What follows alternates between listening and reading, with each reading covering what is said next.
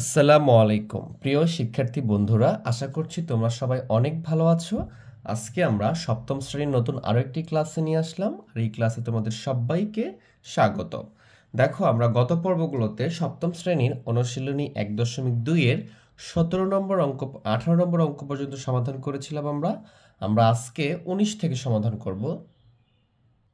দেখো 19 নম্বরে কি বলতেছে আমাদের, কোনো ক্ষুদ্রতম পূর্ণ বর্গ সংখ্যা। তাহলে কোনো ক্ষুদ্রতম বলতে সবচেয়ে যেটা ছোট হয় পূর্ণ বর্গ সংখ্যা, একটা ক্ষুদ্রতম পূর্ণ বর্গ সংখ্যা যেটা কি বলছে 9, 15 এবং 25 দ্বারা বিভাজ্য মানে এমন একটা ক্ষুদ্রতম বর্গ সংখ্যা নির্ণয় করতে হবে, সেটা কি হবে মানে সবচেয়ে ক্ষুদ্রতম এমন একটা পূর্ণ বর্গ সংখ্যা নির্ধারণ করব আমরা, সেটা 9, 15 এবং 25 দ্বারা কি হবে বিভাজ্য, মানে নিঃশেষে বিভাজ্য, ভাগ করা যাবে।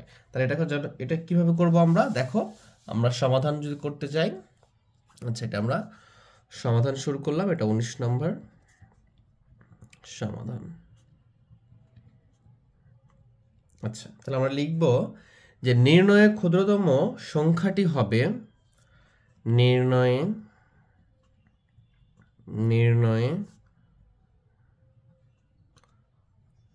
ক্ষুদ্রতম সংখ্যাটি হবে, আচ্ছা যখন বলবো ক্ষুদ্রতম সংখ্যা নির্ণয় করো, তখন নির্ণয় ক্ষুদ্রতম সংখ্যাটি হবে এই যে সংখ্যা আছে 9 এবং 15 দেওয়া আছে, 9, 15 এবং 25 এর লসাগু। নির্ণয় সংখ্যাটা কি হবে, যে সংখ্যাগুলো দেওয়া আছে এদের লসাগু, এদের কি লসাগু। তাহলে তো আমরা লসাগু শিখেছি দুই ভাবে, একটা হচ্ছে মৌলিক গুণনীয়কের সাহায্যে লসাগু, আর একটা শিখেছি ইউক্লিডীয় পদ্ধতিতে। তো আমি বলেছিলাম যে আমরা বেশিরভাগ লসাগুগুলো ইউক্লিডীয় পদ্ধতিতে করব, যেটা কম জায়গাতে আমরা সহজে করতে পারবো। এই জন্য আমরা যদি এই লসাগুটা ইউক্লিডীয় পদ্ধতি করতে চাই, তাহলে কি লিখবো আমরা, যে 9 লিখবো, 15 লিখবো এবং 25 লিখবো, লিখে এখন লসাগু নির্ণয় করার চেষ্টা করব। তো ইউক্লিডীয় পদ্ধতিতে লসাগু নির্ণয় যে শর্তটা ছিল আমাদের, সেটা হচ্ছে আমরা প্রথমে চেষ্টা করব 2 দ্বারা ভাগ করার জন্য। দেখতেছি যে এখানে 9 হচ্ছে বিজোড় সংখ্যা, 15 বিজোড় সংখ্যা, 25 বিজোড় সংখ্যা। তাহলে সব বিজোড় সংখ্যা হলে 2 দ্বারা ভাগ যাবে না, তাহলে 2 আর নেওয়া যাবে না। এরপরে 2 দ্বারা যদি না যায়, তাহলে দেখব 3 দ্বারা দেখতেছি 3 দ্বারা 9কে ভাগ যায়, 15কেও ভাগ যায়, 25কে যায় না, কিন্তু অন্তত 2টাকে যদি ভাগ যায়, 2টা সংখ্যাকে, তাহলে ওটা দ্বারা ভাগ করতে পারবো। তাহলে 3 দ্বারা এটাকে ভাগ যায়, 3 তিরিকে 9 হয়, আর 3 পাঁচা 15 হয়, 25কে যায় না, তাহলে 25-এর মতো 25 থেকে যাবে, কারণ আমরা কি করতেছি, লসাগু করতেছি। এইবারে খেয়াল করি আমরা, এখন যদি খেয়াল করি এখন কত দ্বারা যাবে, দেখো 3 দ্বারা গেলে এটাকে যাবে, কিন্তু এটাও যাবে না 3 দ্বারা, এটাও যাবে না 3 দ্বারা। তাহলে 3-এর পরে দেখতে হবে 2 তো আগেই বাদ হয়ে গেছে, 2 দ্বারা যাচ্ছে না, তাহলে 2 আর ভাবার দরকার নাই আমাদের। তাহলে 3-এর পরে মৌলিক সংখ্যা কোনটা হয়, 5, তাহলে আমরা 5 দ্বারা ভাগ করবো, তাহলে 3টা এখানে থেকে যাবে, 5-একে 5, এখানে কি আসবে 5 পাঁচা 25। এখন খেয়াল করি এখানে 3 এবং 5 মৌলিক সংখ্যা এবং দুটো আলাদা মৌলিক সংখ্যা, তাহলে এটাকে আর ভাগ করার দরকার নাই। তাহলে আমরা কি লিখব, যে অতএব লসাগু, আমরা লিখে ফেললাম যে অতএব লসাগুটা বের হয়ে গেল আমাদের। এই চারপাশে গুণ দিলে লসাগুটা চলে আসবে, যে 3 মানে 3 গুণ 5 গুণ 3 গুণ 5। আমরা একটা গুণ করব না, আমরা জানি এক গুণ করলে কোনো পরিবর্তন হয় না। তাহলে 3 5 15, 5 15 হচ্ছে 75, 3 75 হচ্ছে 225, 200 কত 25। আশা করি বুঝতে পারছো। এখন উত্তরটা আমরা কিভাবে লিখব, যে উত্তর লিখব, কি চেয়েছিল এখানে, যে কোন ক্ষুদ্রতম পূর্ণ বর্গ সংখ্যা 9, 15 এবং 25 দ্বারা বিভাজ্য। তাহলে এই যে ক্ষুদ্রতম মানে এর চেয়ে ছোট যদি কোনো সংখ্যা হয় এবং ওটা বর্গ সংখ্যা হইলে এটা কিন্তু এগুলো দ্বারা বিভাজ্য হবে না। তাহলে আমরা এই কথাটা লিখবো, যে ক্ষুদ্রতম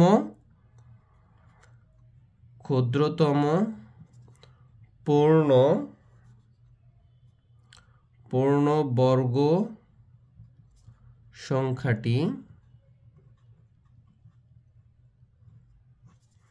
225। এতটুকু অ্যান্সার শেষ, ঠিক আছে। আমি তোমাদের একটু রাফ বোঝানোর চেষ্টা করি। এখানে বলছিল যে ক্ষুদ্রতম, মানে এর অর্থ হচ্ছে যে সর্বনিম্ন কোনটা। এখন পূর্ণবর্গ দেখো 225 কিন্তু একটা পূর্ণবর্গ সংখ্যা, এটার উপর যদি বর্গ করি আমরা তাহলে কত হয়, এটার উপর বর্গ করলে হয় আমাদের হচ্ছে 15 হয়, তার মানে এটা বর্গ সংখ্যা মিলল। এখন এই 215কে 25কে তুমি ইচ্ছে করলে 9 দ্বারা ভাগ করতে পারো, 9 দ্বারা ভাগ করলে কতবার যাবে, তুমি যদি এটাকে 9 দ্বারা ভাগ করো তাহলে হবে এটা হচ্ছে আমাদের হচ্ছে 25 হবে, কত হবে 25 হবে। আবার 215কে তোমাদের এটা আমি বুঝাচ্ছি যেন তোমরা ভালো করে বিষয়টা উপলব্ধি করতে পারো, এজন্য তুমি যদি 15 দ্বারা ভাগ করো তাহলে কত হবে, 15 দ্বারা ভাগ করলে তোমার এটা হবে 15 দ্বারা যদি ভাগ করো তাহলে এটা হবে 15, 15 দ্বারা ভাগ করলে কত হবে 15, এবং 225কে যদি তুমি এই যে 25 দ্বারা ভাগ করো তাহলে হবে 9। দেখো এই প্রত্যেকটা সংখ্যা দ্বারা ভাগ যায় এবং এটা পূর্ণবর্গ সংখ্যা, অন্য সংখ্যাকেও এগুলো যেতে ভাগ যেতে পারে কিন্তু সেটা পূর্ণবর্গ সংখ্যা হবে না। আশা করি বিষয়টা বুঝছো, এই জন্য আমি একটু সাইড নোট দেখালাম, এগুলো কিন্তু পরীক্ষায় করা যাবে না। তাহলে আমরা দেখি পরেরটা, দেখি চলো 20 নম্বরটা কি বলতেছে দেখি একটু আমরা, যে একটি ধান ক্ষেতের ধান কাটতে শ্রমিক নেওয়া হলো। আচ্ছা, আমাদের ধান ক্ষেত যেটা আমরা ফসল করি সে ধান কাটতে আমরা শ্রমিক নিই, শ্রমিক নেওয়া হয়েছে, কতজন নেওয়া হয়েছে, তার মানে এখানে আসলে অঙ্ক করার মতো কিছু বলে নাই। তারপরে দেখো প্রত্যেক শ্রমিকের দৈনিক মজুরি তাদের সংখ্যার 10 গুণ। প্রত্যেক শ্রমিক মানে কি একজন শ্রমিকের দৈনিক মজুরি, মানে দৈনিক মানে কি একদিন, একজন শ্রমিকের একদিন মানে দৈনিক মজুরি তাদের সংখ্যার 10 গুণ, মানে যত সংখ্যক হবে তার সাথে 10 গুণ। যদি হয় 5 জন তার মানে 5 গুণ 10, যদি হয় 6 জন 6 গুণ 10, যদি 20 জন হয় 20 গুণ 10, মানে যত সংখ্যক প্রত্যেক শ্রমিকের দৈনিক মজুরি তাদের সংখ্যার মানে শ্রমিকের সংখ্যার 10 গুণ, যতটুকু শ্রমিক হবে তার চেয়ে 10 গুণ হবে। আশা করি বুঝতে পারছো এইটা। এবং আমরা গত পর্বে 17 নম্বর যে সমবায় সমতুল্য অঙ্কটা করছি দুইটা একই রকম। দৈনিক মোট মজুরি ছিল, দৈনিক মোট মজুরি 6250 টাকা হলে শ্রমিকের সংখ্যা বের করো। আমাকে শ্রমিকের সংখ্যাটা বের করতে বলছে, তাহলে আমরা দেখি এটা 20 নম্বরটা সমাধান করি। তাহলে যেইটা বের করতে বলবে সেটা কি করব আমরা ধরে নিব। তাহলে আমরা লিখি যে ধরি বা মনে করি, যেটা ইচ্ছে একই কথা, হ্যাঁ ধরার মনে করা একই কথা। তাহলে ধরি শ্রমিকের সংখ্যা, শ্রমিকের সংখ্যা, ধরি শ্রমিকের সংখ্যা কজন, ধরলাম যে কজন শ্রমিক আছে, কারণ যেটা বের করতে কতজন শ্রমিক আছে এটা আমরা জানি না, কজন ধরে নিলাম। তাহলে কজন বলতে কি গত ক্লাসে আমরা দেখছিলাম যে আমাদের কয়ের মান একটা বের করছিলাম, ঠিক আছে। তাহলে এরকম ভাবে এখানেও কয়ের একটা মান বের হবে, ওখানে 32 জন বের করছিলাম কত মানে 17 নম্বরে, তাহলে এখানে একটা মান বের হবে সেজন্য আমরা ধরে নিলাম কজন। তাহলে প্রত্যেক শ্রমিকের দৈনিক মজুরি কত সেটা লিখি যে প্রত্যেক শ্রমিকের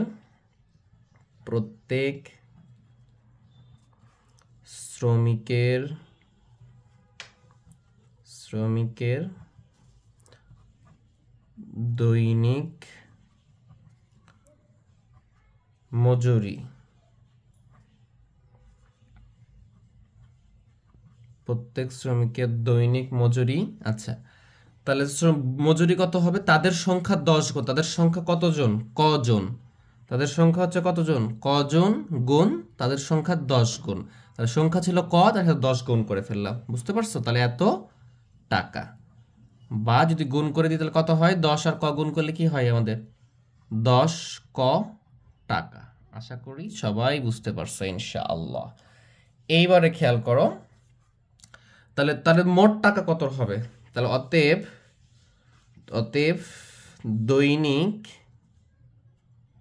দৈনিক মোট মজুরি। আচ্ছা, প্রত্যেক শ্রমিকের মজুরি কত বলো, 10 ক টাকা বের করলাম আমরা, 10 ক প্রত্যেক শ্রমিকের। এখন শ্রমিকের সংখ্যা কতজন কজন, মানে একজনে যদি 10 ক পাইস যে সংখ্যা হবে, মানে শ্রমিকের সংখ্যা কজন মানে যেটা মান বের করবো, তার মানে কি এই সংখ্যার সাথে প্রত্যেকেরটা গুণ করে দিলে আমরা কি পাবো, দৈনিক মোট মজুরি পাবো। তার সাথে গুণ করে দিলাম ক, একেবারে সেম অঙ্ক 17 নম্বরের মতো আমাদের, হ্যাঁ এত টাকা। তাহলে আমরা জানি ক আর ক গুণ করলে কি হবে, 10 এর সাথে 10, ক আর ক গুণ করলে হবে ক স্কয়ার টাকা।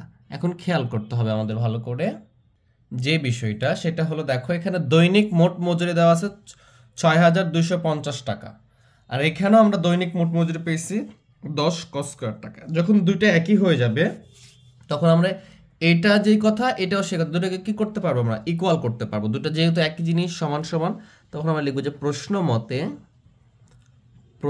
মতে দৈনিক মোট মজুরি কত পাইছি আমি এখানে 10 cos স্কয়ার, হ্যাঁ, বা কত 2/2 বলতে পারো, cos স্কয়ার বলো, এটা সহজ। আর এখানে দৈনিক মোট মজুরি আছে কত 6000, এটা 6000 হবে 6250 টাকা, 6250 টাকা। তাহলে এখান থেকে আমরা কি করব, ক এর মানটা বের করব। এখানে লিখবো বা, অথবা দিব সাজ দ্যাট, অথবা তোমরা এটা দিতে পারো, হ্যাঁ, কারণ একটা ইকুয়াল আছে বা সমান আছে আর একটা দেওয়া যাবে না। তাহলে আমি এখানে cos স্কয়ার রাখলাম, এই 10টা cos স্কয়ারের সাথে কি আছে, গুণ আছে, তাহলে পাশে আসলে কি হবে, এটা ভাগ হবে। তাহলে 6250 ভাগ কত 10, বা cos স্কয়ার, এটা যদি ভাগ করে দাও, এই যে 0 আর 0 আর 0 কেটে যাবে, তাহলে কত থাকবে, 625 থাকবে, 625 থাকবে। এইবারে খেয়াল করো, আমি যদি এখানে বা কটা কি রেখে দিলাম, আর স্কয়ারটা ওপাশে গেলে কি হয়, এটা বর্গমূল হয়ে যায়, তাহলে কত হবে, এটা 625। আর 625 কি বর্গমূল কত হবে, এটা 25 হয়, কত হয় 25 হয়। ক্যালকুলেটর দিয়ে দিবা, দেখবা যে এটা আসতেছে। আবার এটাকে বর্গমূল করবা, 6 আর 25কে আমরা বর্গমূল যেভাবে শিখেছি বর্গমূল করো, দেখবা 25 আসতেছে। তোমরা এটা পারবা ইনশাল্লাহ। তাহলে ক ইকুয়াল টু কত আসলো, ক ইকুয়াল টু আসলো 25। আর 25টা কি, শ্রমিকের সংখ্যা। শ্রমিকের সংখ্যা কজন, মানে কি কয়ের মান 25 বের হয়েছে, মানে শ্রমিকের সংখ্যা কতজন, 25 জন। আশা করি বুঝতে পারছো, শ্রমিকের সংখ্যা বের করতে বলছে। তাহলে এখানে লিখে ফেলবা যে উত্তর লিখবে, হ্যাঁ, যে শ্রমিকের সংখ্যা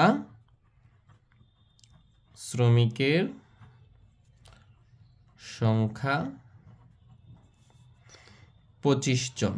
তাহলে আমরা এইভাবে অঙ্কগুলো সমাধান করব। বুঝতে পারছো বিষয়টা, আশা করি তোমরা বিষয়টা বুঝছো। আমি এরপরও একটু তোমাদেরকে আবার একসাথে রিভিউ করে দিচ্ছি যেন ভালো করে বুঝো। এখানে দেখো যে প্রত্যেক শ্রমিকের দৈনিক মজুরি ছিল তাদের সংখ্যা 10 গুণ, মানে তাদের যে সংখ্যাটা ছিল তার 10 গুণ তাদের মজুরি। আর দৈনিক মোট মজুরি ছিল 6250 টাকা। শ্রমিকের সংখ্যা বের করো। তো যার সংখ্যাটা বের করতে হবে, যেটা দেওয়া নাই সেটাকে আমরা ধরে নিব, ধরি শ্রমিকের সংখ্যা কজন। এখানে এক্স ওয়াই খ ইত্যাদি ধরতে পারো। তাহলে প্রত্যেক শ্রমিকের দৈনিক মজুরি কতজন, কজন আছে, তাদের সংখ্যা 10 গুণ, আর সংখ্যাটা ক, তাহলে ক গুণ 10 বা 10 ক টাকা। এখন দৈনিক মোট মজুরি এত টাকা দাস। আর আমরা যদি এখানে খেয়াল করি, এখানে কি শ্রমিকের সংখ্যা জানি কজন, ধরে নিছি এটা আমরা, এবং প্রত্যেক শ্রমিক মানে একজন শ্রমিক কত টাকা পায় সেটাও জানি। তাহলে এটাকে আর এটাকে গুণ করে দিলে আমরা মোট মজুরি পেয়ে যাব। তাহলে দৈনিক মোট মজুরি এই যে 10 ক গুণ ক, মানে কি 10 ক স্কয়ার। এখন এটাও মোট মজুরি, দেখো দৈনিক মোট মজুরি 6250 টাকা, এখানেও দৈনিক মোট মজুরি 10 ক স্কয়ার টাকা। তখন প্রশ্ন মতে আমি কি 10 ক স্কয়ার ইকুয়াল টু 6250, দুটো একই জিনিস, দুটো ইকুয়াল করে দিব। এরপরে কি 10 গুণ আছে, পাশে আসলে ভাগ হয়ে যাবে, ভাগ করে দিলাম, cos স্কয়ার রেখে দিলাম, cos স্কয়ার, এটা ভাগ করলে 625। এই cos স্কয়ার যে ক রেখে দিলাম, আর এই যে স্কয়ারটা আছে, এই স্কয়ারটার পাশে আসলে কি হবে, এটা বর্গমূল হবে, হলে কি হবে, এটা 25। তুমি 25 গুণ 25 মানে কি 625 স্কয়ার হয়, স্কয়ার রুটে কেটে যেভাবে করতে পারো, তুমি এটাকে 625কে বর্গমূল করতে পারো। কারণ এই বেসিক বিষয়গুলো আমি খুব ভালো করে শিখিয়েছি তোমাদেরকে। যদি এই ক্লাসগুলো করে না থাকো তাহলে অবশ্যই প্রিভিয়াস ক্লাসগুলো করবা, মানে আমার এর আগের ক্লাসগুলোতে আমি একটু শিখিয়েছি, অবশ্যই করবা, ভালো লাগবে ইনশাল্লাহ। আর ভালো যদি লাগে তাহলে অবশ্যই ভিডিওকে লাইক করে দিবা, বন্ধুদের মাঝে শেয়ার করে দিবা, আর চ্যানেলকে তো সাবস্ক্রাইব অবশ্যই করবা ইনশাল্লাহ। কারণ একটা ভিডিও তৈরি করতে আমাদের ভালো পরিশ্রম করে তৈরি করতে হয়। তাহলে আমরা এখান থেকে কয়ের মান 25 পেয়ে গেছি, আর এটাই শ্রমিকের সংখ্যা 25 জন। চলো আমরা পরেরটা দেখি তাহলে। দেখো 21 নম্বর কি বলতেছে, দুটি ক্রমিক সংখ্যার বর্গের অন্তর 37 হলে সংখ্যা দুটি নির্ণয় করো। খুবই সহজ এবং খুবই গুরুত্বপূর্ণ অঙ্ক। এই অঙ্কগুলো বিভিন্ন কম্পিটিটিভ পরীক্ষায়, বিসিএস সহ সকল ধরনের চাকরি পরীক্ষায় এসে থাকে, হ্যাঁ, তোমাদের ক্লাস 7এও এটা দিয়ে দিছে। তো দুটি ক্রমিক সংখ্যা, দুটি মানে কি দুইটা, এবং ক্রমিক বিষয়টা বুঝতে হবে। ক্রমিক মানে হচ্ছে একটার পরে একটা, ঠিক আছে। মনে করো এখানে যদি একটা ক্রমিক সংখ্যা হয়, দেখা যাচ্ছে যে 9, তাহলে দুটি ক্রমিক সংখ্যা বলতে কি 9-এর পরে অবশ্যই 10 হবে। আবার দেখা যাচ্ছে যে এখানে 16 আছে, তাহলে 16-এর পরে কত হবে, 17। এই যে একটার পরে একটা, তাহলে এটাকে বলা হয় ক্রমিক সংখ্যা। বুঝতে পারছো? তুমি মনে করো এখানে লিখছো 11 আর এখানে লিখছো 13, 11-এর পরে 12 হয়, কিন্তু এই দুটো কিন্তু ক্রমিক সংখ্যা নয়। তাহলে পাশাপাশি যেটা থাকবে সেটা হচ্ছে ক্রমিক সংখ্যা। তাহলে এরকম ক্রমিক সংখ্যার বর্গ মানে তো আমরা জানি এরকম স্কয়ার করে একটা বর্গ হয়, এবং এদের অন্তর 37, অন্তর মানে বিয়োগ। তাহলে সংখ্যা দুটি নির্ণয় করো। তাহলে কিভাবে করতে পারি দেখো, খুবই সহজ, এটা খুবই সহজ অঙ্ক এটা। তাহলে যেহেতু আমরা সংখ্যাটা জানি না, আর যেটা জানি না সেটাকে কি করবো, আমরা ধরে নিব। তাহলে ধরি লিখি, ধরি কি ধরি, যে একটি সংখ্যা, দুইটা সংখ্যা বলছে না, তাহলে আমরা একটি সংখ্যা ধরি, একটি সংখ্যা হচ্ছে আমাদের ক একটি সংখ্যা, তাহলে এবং অপর একটি সংখ্যা, তাহলে কি হচ্ছে এবং অপর সংখ্যা, দুইটা সংখ্যা বলছে, তাহলে একটি সংখ্যা যদি ক হয় তাহলে অপর সংখ্যা কি হবে, এটা ভালো করে বুঝো। দেখো ক্রমিক সংখ্যা বলতে কি বললাম, আমি তোমাদেরকে কি বুঝালাম, যে পাশাপাশি সংখ্যা 9 হলে 9 এর ক্রমিক সংখ্যা 10, অথবা 8ও হতে পারে, 8 আর 9 এই দুটো হতে পারে, আবার 9 10 হতে পারে, মানে কি পাশাপাশি দুটো হবে, 16 17 হতে পারে, দেখা যায় 21 22 হতে পারে, 20 21 হতে পারে, মানে কি একসাথে দুটো সংখ্যা।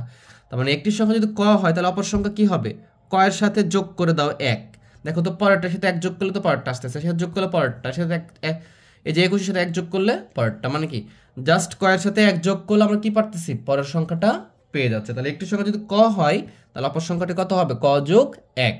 যদি এই সংখ্যা মনে করো 5, তার মানে অপর সংখ্যা কত হবে 5, এখানে কয়ের মান 5 হলে এখানে 5 যোগ 1 মানে 6, মানে 5 6 ক্রমিক সংখ্যা হলো। আশা করি বিষয়টা বুঝতে পারছো। তাহলে এই যে এটা একটা সংখ্যা, এটা একটা সংখ্যা, এদের অন্তর কত বলছে 37। তাহলে আমরা লিখবো যে প্রশ্ন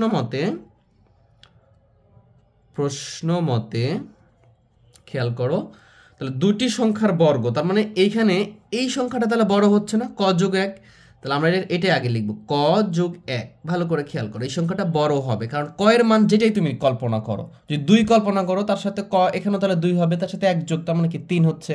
তুমি যদি এটা 10 কল্পনা করো, এটা 10, তাহলে এখানে 10 এখানেও 10, তার সাথে যোগ 1, তার মানে কি অপর সংখ্যা 11, এটা 10, সবসময় এটা বড় হচ্ছে, আর বড়টা থেকে আমরা কি করি, বিয়োগ করি। এই জন্য বড়টা থেকে আমরা ক যোগ 1 থেকে অপর সংখ্যা থেকে একটি সংখ্যা কি করব, বর্গ বলছে, তার মানে দেখো বর্গ করলাম, এখানেও বর্গ করলাম, তাহলে দুটি সংখ্যার বর্গ হলো এবং অন্তর মানে বিয়োগ হলো, এবং অন্তর হলে 37, মানে এদের বিয়োগফলটা হচ্ছে কত 37, এই কথাটা আমাকে বলতেছে। এখন খেয়াল করো, আমরা একটা সূত্র জানি, সূত্রটা কি, এই যে ক যোগ 1, এটা কিসের সূত্র, এইটা ভালো করে খেয়াল করতে হবে। আমরা যদি একটু আলাদা একটা পেন নিই, দেখো এটা কি a plus B whole square, এটা সমান সমান আমরা কি জানি, a square plus 2ab plus B square, ঠিক আছে। a plus B whole square সমান সমান কি জানি আমরা, a square plus 2ab plus B square, বীজগণিতের সূত্র, জাস্ট এটার মতো করে এখানেও করতে হবে, তাছাড়া কোনো উপায় নাই। এখানে একটা কি আছে, এখানে ক মানে একটা চলক অজ্ঞাত রাশি আছে, এই জন্য আমাকে এই সূত্রটা বসাইতে হবে। এখানে a এর জায়গাকে আমি ক মনে করব, আর এই b এর জায়গায় কি আমি 1 মনে করব, ঠিক আছে। তাহলে a স্কোয়ার, দেখো এর জায়গায় কি আছে, ক আছে, তাহলে লিখবে এখানে ক লিখবা, তার উপরে স্কোয়ার দিবা, ক স্কোয়ার প্লাস এই যে 2, এটা কি 2 একটা সংখ্যা, এগুলো হচ্ছে কনস্ট্যান্ট মান, পরিবর্তন হবে, তাহলে 2 থাকবে, এখানে এ আছে, এ বলতে কি আমাকে এখানে এটা এখানে গেছে, তাহলে এ কটা আমরা এখানে লিখে ফেলবো, গুণ বি বলতে কি এটা একটা বি এখানে আসছে, আর এখানে বি বলতে কি আছে 1 আছে, তাহলে আমি এখানে ইনটু গুণ লিখে 1 লিখবো, ইনটু 2 ইনটু ক ইনটু এ, এইভাবে প্লাস, এবারে কি দেখো এটাই এখানে তারপর স্কোয়ার হয়েছে, তার মানে কি এটা এখানে 1, তারপরে স্কোয়ার দিব, আর এখানে কস স্কোয়ার আছে, কস স্কোয়ারটাও লিখে ফেলো, মাইনাস কস স্কোয়ার লিখে ফেললাম, ইকুয়াল টু কত হচ্ছে 37। এইগুলো কিন্তু আমি তোমাদের বোঝানোর জন্য সাইড নোট দেখাচ্ছি, এগুলো কিন্তু অঙ্কের অংশ নয়, যেন তোমরা বিষয়টা বুঝতে পারো। এখন খেয়াল করো, কস স্কোয়ার এটা কস স্কোয়ার, এটা প্লাস এটা মাইনাস, একই জিনিস, প্লাস মাইনাস কেটে যাবে না, কেটে গেছে। তাহলে এখানে যদি গুণ করো তাহলে কি থাকবে, 2 কে 2 আর ক, তাহলে কি হবে 2 ক যোগ কত হবে, এখন খেয়াল করো এই 1 এর উপর স্কোয়ার করলে কি হবে, একই হবে, এখানে কত আছে 37, এখান থেকে যদি আমি এই যে যোগ 1 আছে না এখানে, যোগ কি এই যে 1টা থেকে গেলাম। এখন ভালো করে খেয়াল করতে হবে তোমাদেরকে, এখানে 2 ক, এই 1 যদি আমি এবারে পার করে দিই, আমরা ক এর মান বের করবো, তাহলে এটা কি হবে, বিয়োগ হবে, যোগ 1 আছে পাশে আসলে বিয়োগ হয়ে যাবে, তাহলে কত হচ্ছে, বা ক এখানে বিয়োগ করলে আসতেছে 36, কত আসতেছে 36, এটা গুণ আছে, এপাশে আসলে কি হবে, এটা ভাগ হবে। তাহলে অতএব ক ইকুয়াল টু কত হলো আমাদের, ক ইকুয়াল টু হচ্ছে 2 দিয়ে ভাগ করলে কত হবে, এটা 18 হবে। ক এর মান কত হয়েছে আমাদের 18, তার মানে ক কার মান, দেখো কটা কার মান, আমরা যে একটি সংখ্যা ধরছি সেটাই হচ্ছে ক, তার মানে আমি এখানে লিখতে পারি যে অতএব একটি সংখ্যা, এটা উত্তর লিখতেছি আমরা, হ্যাঁ, যে একটি সংখ্যা ইকুয়াল টু 18। কেন, ক ছিল একটি সংখ্যার জন্য, তাহলে অপর সংখ্যা ইকুয়াল টু 18 যোগ 1, ক যোগ 1, তাহলে 18 যোগ 1 মানে কত 19, তাহলে একটা সংখ্যা 19 আর একটা সংখ্যা 18, এই দুটোর উপর যদি তুমি কি করো, বর্গ করো এবং এটাকে বিয়োগ করো, তাহলে দেখবা 37 আসতেছে। তোমাদের একটু প্র্যাকটিক্যালি দেখাই, একটু দেখে নাও। দেখো বড়টা আগে লিখতে হবে, দেখো 19 লিখলাম, এর উপরে এই যে স্কোয়ার করলাম, মানে এটা বর্গ হয়ে গেল। এরপরে বিয়োগ করলাম, তারপরে দেখো 18, তার উপরে স্কোয়ার করলাম, দেখো কত আসে, দেখছো 37 আসছে। এই কথাটাই বলছিল। তাহলে উত্তর কি লিখবো দেখো, খেয়াল করো। তাহলে তোমার উত্তর লিখতে পারবে যে উত্তর এখানে চেয়েছিল কি ক্রমিক সংখ্যা, দুটি ক্রমিক সংখ্যা, তাহলে ক্রমিক সংখ্যা দ্বয়, ক্রমিক সংখ্যা দ্বয় 18 ও 19, এটা হচ্ছে আমাদের উত্তর। ঠিক আছে, দেখো 18 19 দুইটা পাশাপাশি সংখ্যা না, তার মানে ক্রমিক সংখ্যা আমরা বের করে ফেলছি। তাহলে দেখি এরপরে আমরা 22 নম্বরটা দেখব। দেখো 22 নম্বর কি বলতেছে, বলতেছে যে এমন দুটি ক্ষুদ্রতম ক্রমিক সংখ্যা নির্ণয় করো যাদের বর্গের অন্তর একটি পূর্ণবর্গ সংখ্যা। দেখো আমাদের আগের যে অঙ্কটা আমরা সমাধান করলাম 21 নম্বর, ওইখানে দুটো ক্রমিক সংখ্যার বর্গের অন্তর দিয়েছিল, কিন্তু এখানে দুটি ক্ষুদ্রতম ক্রমিক সংখ্যা কিন্তু একই জিনিস, যে মানে পরপর সংখ্যাটা হবে। হ্যাঁ, একটা যদি ক হয় একটা ক যোগ 1, মানে কি একটা 6 হলে আর একটা 7, একটা 7 হলে আর একটা 8, এরকমটা, যেমন ওখানে 18 19 হলো। তা এমন দুটি ক্ষুদ্রতম সংখ্যা নির্ণয় করো যাদের বর্গের অন্তর, এখানে আমাকে বর্গের অন্তর একটি পূর্ণবর্গ সংখ্যা, বর্গের অন্তরটা কি হবে, একটা পূর্ণবর্গ সংখ্যা হবে, একটু পেঁচানো এখানে আর কি, ডিরেক্টলি কোনো পূর্ণবর্গ সংখ্যা দেয় না, এখানে 37-এর মতো কিছু দেয় নাই। তাহলে আমরা এটা কিভাবে করি দেখি, চলো 22 নাম্বার এটা আমরা সমাধান করব। তাহলে আমরা ধরি, কারণ আমাদের কিছু দেওয়া না থাকলে আমরা কি করব, ধরে নিব। ক্ষুদ্রতম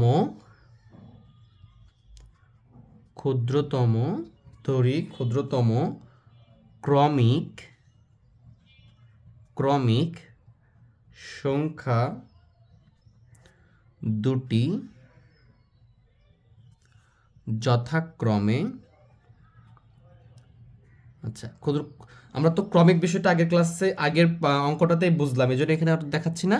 যথাক্রমে একটা ধরলাম ক, তাহলে অপর সংখ্যাটা কি হবে ক, ও আর একটা হবে কি তাহলে ক যোগ 1। কেন হচ্ছে এটা আমরা ইনশাল্লাহ বুঝে গেছি, যদি তা বুঝো তাহলে আগের অঙ্ক করাটা আবার বুঝবা, আবার করবা। ঠিক আছে, তাহলে আমি যদি এখন খেয়াল করি যে দুটি ক্ষুদ্রতম ক্রমিক সংখ্যা দুটি ধরি, ক্ষুদ্রতম ক্রমিক দুটি সংখ্যা যথাক্রমে একটা যদি ক, তাহলে আরেকটা কি হবে ক যোগ 1, এরকমটাই হবে। অথবা তুমি এটাও ধরতে পারো, এটা ক বিয়োগ 1, এটাও ধরতে পারো কিন্তু। ঠিক আছে, তখন এটা ছোট হবে, এটা বড় হবে। এখন ক যোগ 1, তার মানে কি এটা বড় এটা ছোট, আর ক বিয়োগ 1, তখন এটা ছোট এটা বড়। বুঝতে পারছো, এটা বুঝতে হবে, খালি বিয়োগ করলে কি ছোট হয়ে যাচ্ছে। জাস্ট থিম করো, ক এর মান যদি 5 হয় এখানে 5 বসাইতে হবে, তাহলে 5 যোগ 1 6, তাহলে এটা বড় না, অবশ্যই বড়। যদি কিন্তু বিয়োগ থাকতো তখন কি হতো 4 হতো, এটা ছোট হতো। খুবই সিম্পল, এভাবে ভাববা। তাহলে এখন লিখো যে অতএব তাদের, বলছে কি তাদের বর্গের অন্তর, তাহলে আমি লিখি যে তাদের বর্গের অন্তর, তার বর্গের অন্তরটা কি হবে তাহলে, আমরা তো দেখতে পাচ্ছি যে ক যোগ 1, এটা বড় এই জন্য আগে লিখতে হচ্ছে, বিয়োগ ক স্কোয়ার। এই ক কিন্তু আগে আছে বলে আগে লেখা যাবে না, কারণ এটা ছোট। যদি তুমি এখানে ক বিয়োগ 1 লিখতা তাহলে কিন্তু এটা পরে লেখা লাগতো, এটা আগে লিখে লিখতো, যেটা বড় সেটা আগে লিখতে হবে। তাদের অন্তর কি হলো, এটা হয়ে গেল। এখন যদি খেয়াল করে এটা কি হবে, ক যোগ 1 a প্লাস বি হোল স্কোয়ারের সূত্র, তাহলে কি এটা হয় ক স্কোয়ার যোগ ক এ স্কোয়ার, মানে কি এখানে এ বলতে ক আছে, তারপরে কি 2 ক ইন্টু 1 প্লাস কি হয় 1 তার উপর স্কোয়ার মাইনাস ক স্কোয়ার। তাহলে দেখো এই কস স্কোয়ার আর এই কস স্কোয়ার কি একই জিনিস, কিন্তু এটা প্লাস এটা মাইনাস কেটে যাবে। তাহলে এখানে কি থাকবে 2ক যোগ 1 এর উপর স্কোয়ার করলে একই হবে, 2 কে 2 আর ক, আর 1 এর উপর স্কোয়ার করলে 1, 2ক যোগ 1। এখন এই জিনিসটা যখন আসলো তখন আমাকে কি করতে হবে, এটা এদের অন্তর কোনটা পূর্ণবর্গ সংখ্যা হচ্ছে এটা মিলাইতে হবে, এটা মিলিয়ে দেখাতে হবে আমাদেরকে। তাহলে এটার জন্য আমরা যেটা করব সেটা আমরা দেখো কি করি, এখানে লিখবা যে এখানে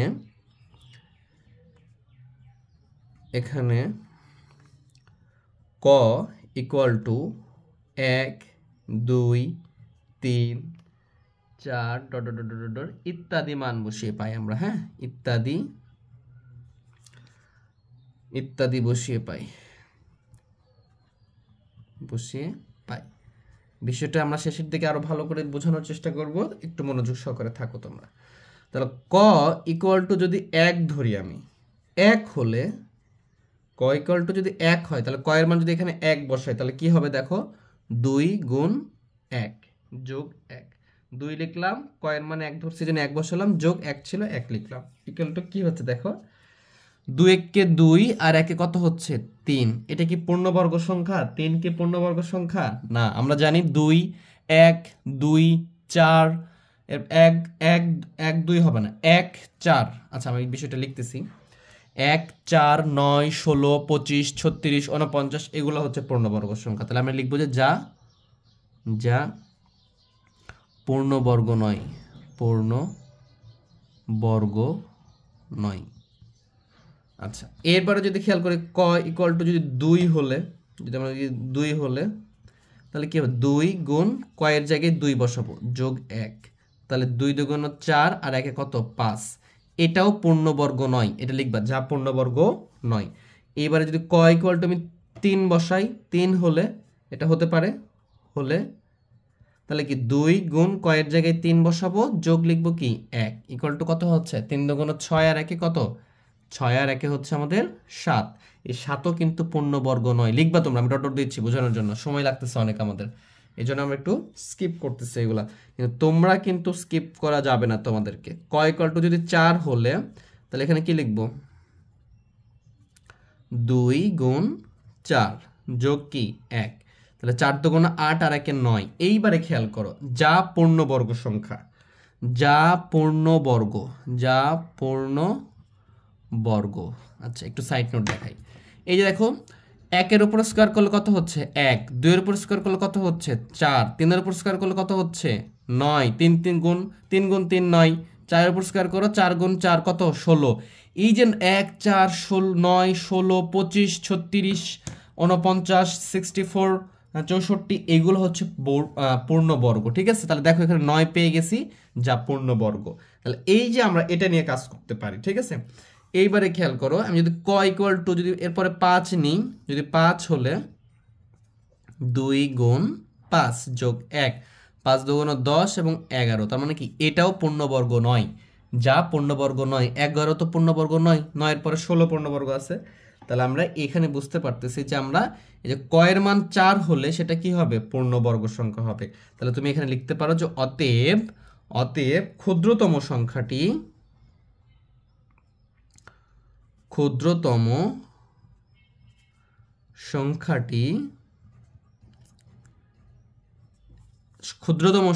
হচ্ছে 4।